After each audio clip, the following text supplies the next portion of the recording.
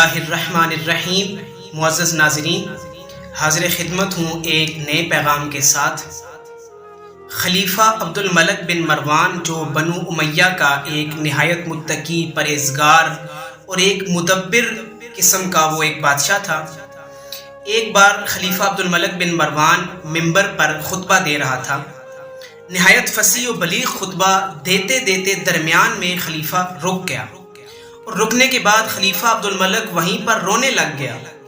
کچھ دیر کے بعد جب وہ خاموش ہوا تو اس نے یہ دعا کی، ہاتھ اٹھائے اور رب کائنات کی بارگاہ میں یہ دعا کی کہ اے اللہ، میں مانتا ہوں کہ میرے گناہ بہت زیادہ ہیں، میں مانتا ہوں کہ میں بہت گناہ گار شخص ہوں، لیکن تیری تھوڑی سی رحمت بھی میرے گناہوں کے مقابلے میں بہت زیادہ ہے۔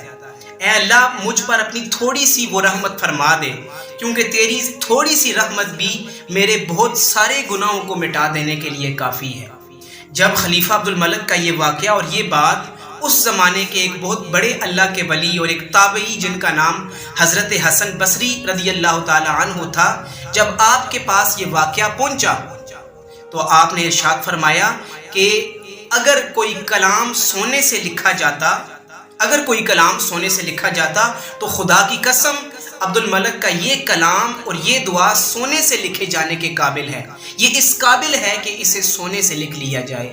تو حضرات محترم، خلیفہ عبد الملک بن مروان ایک متقی اور مدبر شخص تھا، لیکن سبق یہاں سے ہمیں یہ ملتا ہے کہ اس زمانے کے بادشاہ، اگرچہ وہ جابر اور ظالم بادشاہ ہی کیوں نہ ہوں، اس زمانے کے بادشاہوں کے دلوں میں خوف خدا پھر بھی موجود تھا۔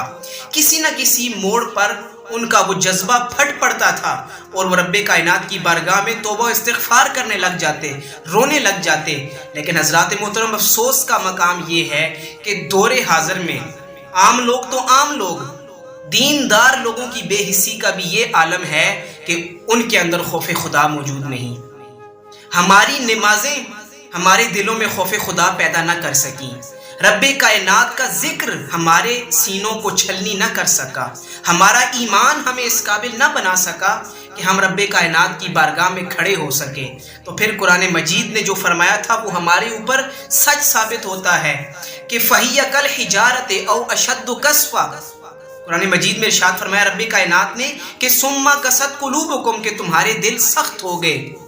فَهِيَ كَالْحِجَارَةِ أَوْ أَشَدُّ قَسْوَةً، تمہارے دل گویا پتھروں کی مانند ہیں۔ اور اس سے آگے رب کائنات نے فرمایا کہ صرف پتھروں کی مانند نہیں بلکہ پتھروں سے بھی زیادہ سخت ہو چکے ہیں تمہارے دل۔ تو حضرات محترم، ہمیں سبق یہ ملتا ہے کہ آج ہمیں اپنے دلوں میں خوف خدا پیدا کرنے کی ضرورت ہے۔